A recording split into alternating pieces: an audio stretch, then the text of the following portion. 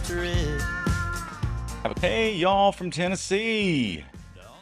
Welcome to the State and Beal podcast. This is the place where we celebrate Tennessee, the volunteer state, the Big Bend state, the hog and hominy state. On this show, we love Tennessee from State Street in Bristol to Beale Street in Memphis, with always apologies to Mountain City. My name is Toby Sells. I'm the creator, host, and producer over here at State and Beal. I kind of do everything. This is new Tennessee music from Jack Settle. He won the Tennessee Songwriters Week showcase at Temple Theater in Portland earlier this year. Settle hails from Oklahoma but now makes Nashville his home, and it's easy to hear why. You can find his music on all the social channels, but you can hear this song, Prairie Land, on Spotify right now. Go look him up, he's good. Stick around for a longer version of Prairie Land at the end of the show. I know I always say I have a great show for you, but that is especially true this week. Spring is really in the air, and all of our cars are yellow with pollen, but it also means that Iroquois Steeplechase is right around the corner. It's an annual rite of spring in Nashville. I've never been, but I know it's a horse race and a big party, but that's about it. So I caught up with some race organizers who were kind enough to explain it all to me. To wet your whistle on this a little bit, here's a brief snippet from Steeplechase's live stream last year. And then after this, we'll get right into the show. Check it out. Sneaks up on the outside. Pure Courage right there in second. Stand with Mo gives way. Georgie Dreamer to the inside. 2 lengths back, L'Imperator. And Piccadilly unseated. His rider as they head to the far turn. And round the far turn, Pure Courage.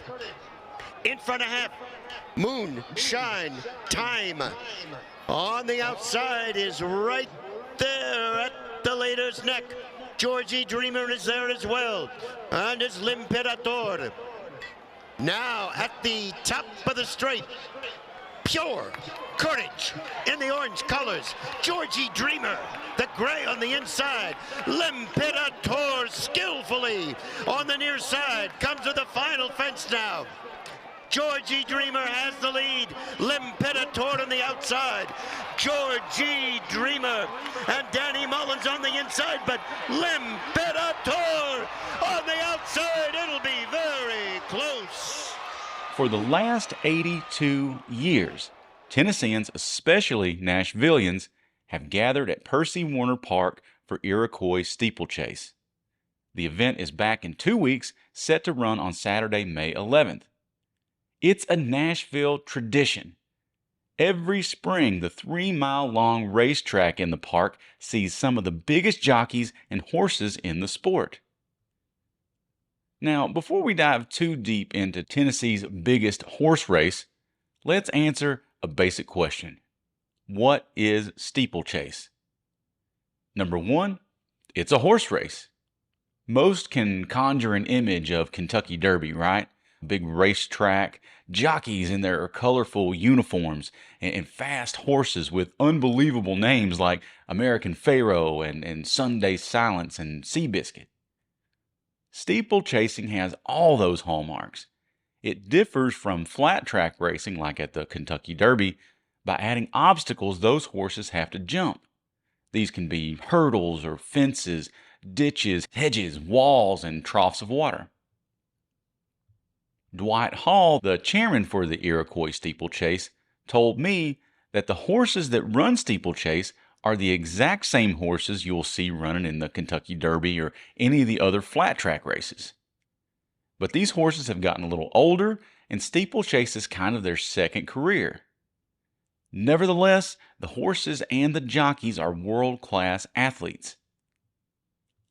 To put Iroquois Steeplechase, the race, into context, it's a part of a larger series of races overseen by the National Steeplechase Association. The majority of these races are run at tracks in Virginia and New York, but they're also run in Delaware, North Carolina, Pennsylvania, and a few more. The points scored in steeplechase racing are among my favorites because they're simple. Races won and cold, hard cash. These are scored separately but really go hand in hand. Winnings in these races are divvied up between the horse owner, the horse trainer, and the horse rider. So far in the standings as of late April, racehorse owner Riverbed Stable is on top with more than $74,000. The top trainer is Leslie Young with more than $200,000. The top rider is Graham Waters, who has won more than $160,000. Now, this may not sound like big sports money yet, but steeplechase racing only began in March and it runs all the way through November. So there's a lot of time on the board to make a lot more money. Iroquois Steeplechase is a premier racing event in that league. How big? Here's how Dwight Hall described it. We're ranked in the spring. We're the #1 steeplechase in the country. Oh, wow. We have the largest grade 1 purse. We get absolutely the finest horses that are running right now. There's only one other larger steeplechase, and that's in Far Hill, New Jersey in September. So in the spring, you're seeing the very best horses, the very best trainers, the very best riders on the whole circuit. But at Iroquois Steeplechase, it seems there's just as much happening off the track as on it. Steeplechase is a premier social gathering for Nashvillians. Ladies don their perfect spring dresses, topped with those big, fancy hats that you're familiar with if you've ever watched the Kentucky Derby. For men, it's seersucker, that particularly southern striped linen fabric that rules the day for sport coats and pants and shorts. For more details on how to dress, I asked Autumn Eklund. She's Iroquois Steeplechase's Chief Marketing Officer and Brand Ambassador. Gosh, you can see just about anything out there. We see couples that match each other sometimes, and they're part of a package style. The women typically wear beautiful sundresses or sometimes cocktail dresses, and their little flair, I say, would be a good word to use. Eclectic and flair.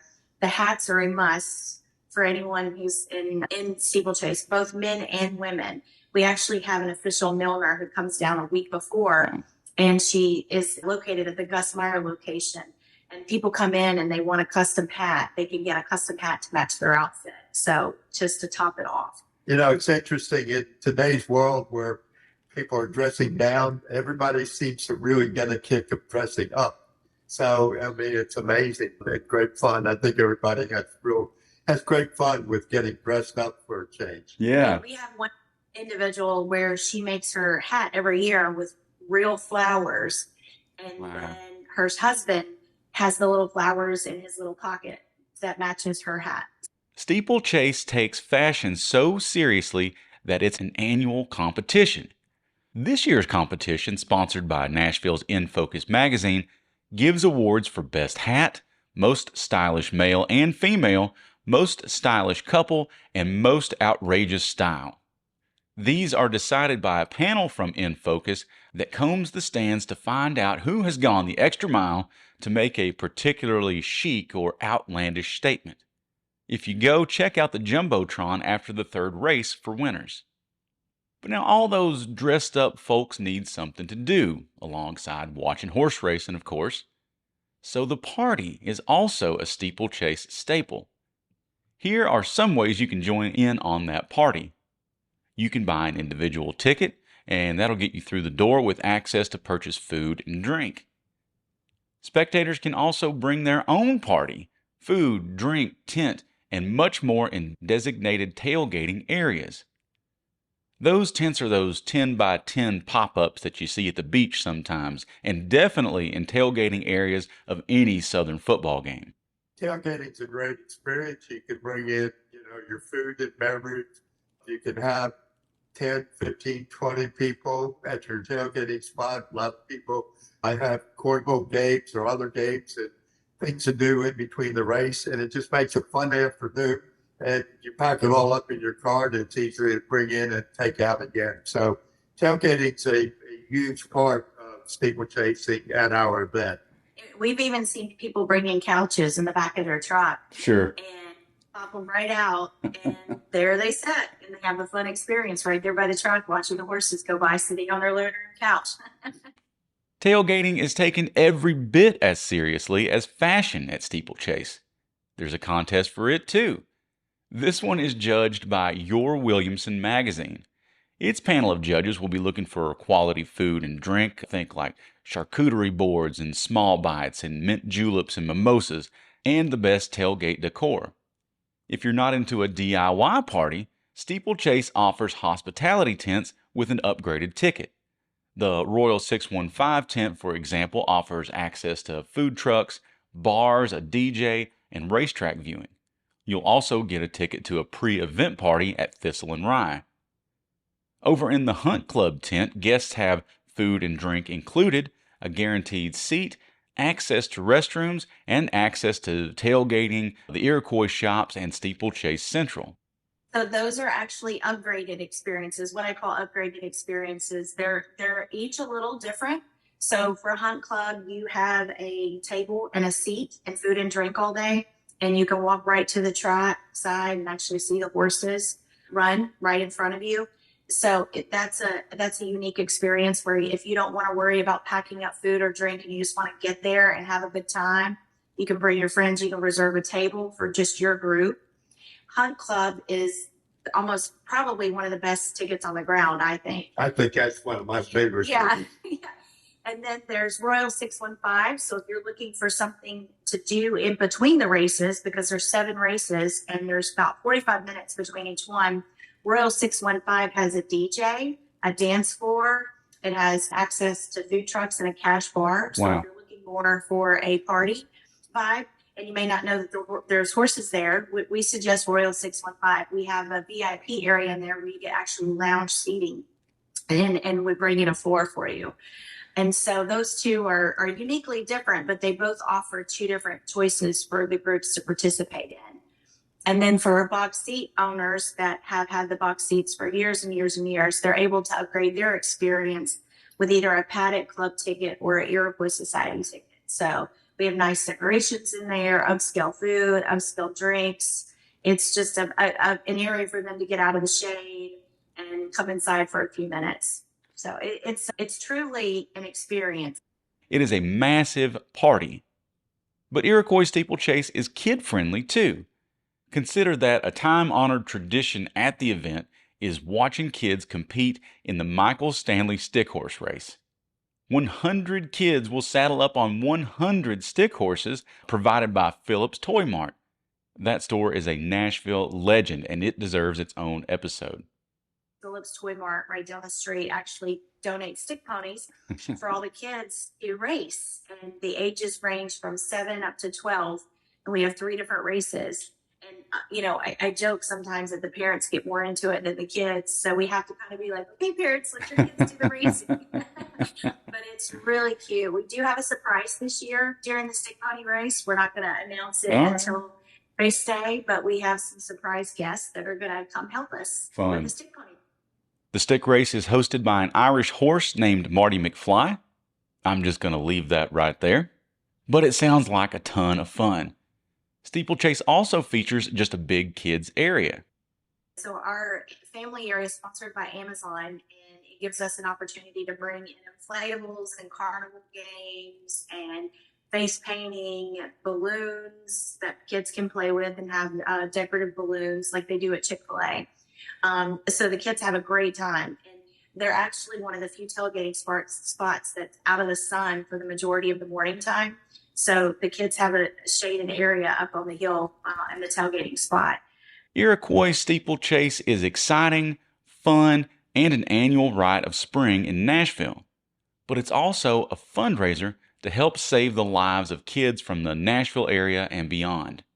Since 1981, the race has raised $11 million for the Monroe Carroll Jr. Children's Hospital at Vanderbilt. So the Children's Hospital is near and dear to probably every parent who lives within a 30-minute distance of Nashville, because who hasn't had to take their child to the ER once or twice? So one of the things that we love the most is that we've been able to help expand what the hospital has available and what they can do. We've given over $11 million to the Children's Hospital. It is our main cause. We tell everybody we do this for the kids, the parks, and the horses. And at the root of all of that, we've been able to see Vanderbilt Children's Hospital transform and have capabilities there that we've never really had before. And when your child is sick or needs desperate care or some specialty service, it's great to have it in our backyard. I don't think we realize how blessed we are to have that in our community. So one of the things we want to do is to continue to preserve that and make sure that the best care is given to the kids in the community. It's an amazing facility that it not only serves Nashville, it serves basically a mid-state region. So people from Kentucky and Alabama and Mississippi come in to avail themselves of just the fantastic services that they provide. And, it is so heartwarming to get down there and see what they're doing and how dedicated the staff is. Dwight Hall, the race director, was a steeplechase jockey for 26 years. He's described the experience of racing a horse to others like this. He says, get your car up to 35 miles an hour and stick your head out the window. During his career, every single weekend, Hall was riding somewhere. Since then, he's seen every race course and every facet of steeplechase racing. I asked him if the sport has changed over the years. The sport itself is basically the same. The professionalism of the sport has grown. The money has exponentially really grown. The purses now, I think the first time I rode in the steeplechase, the Iroquois Grade 1 was a $10,000 purse. Today, it's a $200,000 purse. Wow. So there's a huge difference. There's also a huge difference in the cost of the horses. People now have really upgraded. They're really, I would say, the horses and their breeding and their ability is way, way improved than it was 20 years ago. So things have just improved, got better and better. And the purses and the money that's involved is certainly a lot larger than it used to be. Iroquois Steeplechase gets underway Saturday, May 11th at Percy Warner Park in Nashville. Most tickets are still available, but I wouldn't wait much longer to get some if you think you want to go. And if you think you do want to go, you have to head over to their website, iroquoissteeplechase.org. There you can find all your ticket options, find a list of things to bring and things to leave home, and what you can expect on race day. And now, if you can't make race day, Steeplechase offers an incredible live stream of all the races and events. So dress up at home, grab a cocktail, and tune in on YouTube. Major sponsors for this year's Iroquois Steeplechase include Bank of America, TVV Capital, Brown Advisory, and a host of others. Now, if you do go, keep an eye out for me. My wife and I will be there this year. She'll be looking stunning, of course, and I'll be in a seersucker jacket and a brown straw hat. Well, that doesn't really narrow it down much, does it? But look for me anyway, and if you see me, say hey.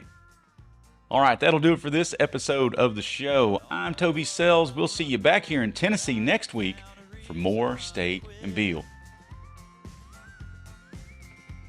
State and Beal was written, produced, and hosted by me, Toby Sells. My ultimate goal is to make State and Beal a statewide magazine. For that, I'll need some help, I'll need some money. So if you want to hear my pitch on this project, please drop me a line at toby@stateandbeal.com. And if you want to sponsor this podcast in the meantime, I'd love to talk to you. All right, y'all, thank you so much. Here's more Prairie Land from Jack Settle.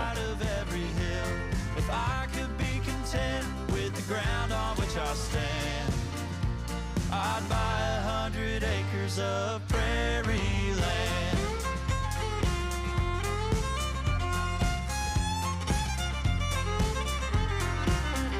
Well, I still ain't found the one, and I'm starting to wonder if the one is wondering about me. Or maybe she's just like me, wandering aimlessly, chasing after the breeze.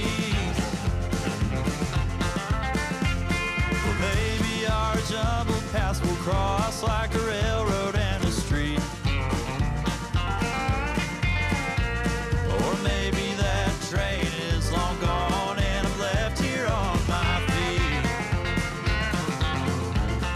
'Cause I can't seem to sit still, always looking for a thrill. Just wanna see the other side of every hill. If I could be content with the ground on which I stand, I'd buy 100 acres of prairie land.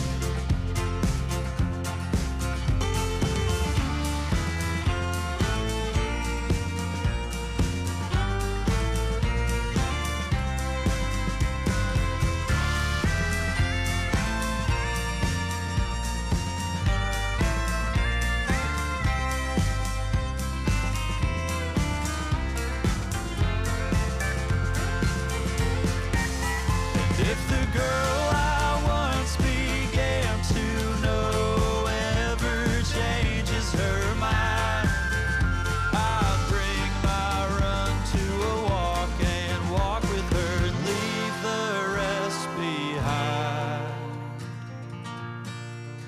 'Cause I can't seem to sit still, always looking for a thrill. Just wanna see the other side of every hill. If I could be content with the ground on which I stand,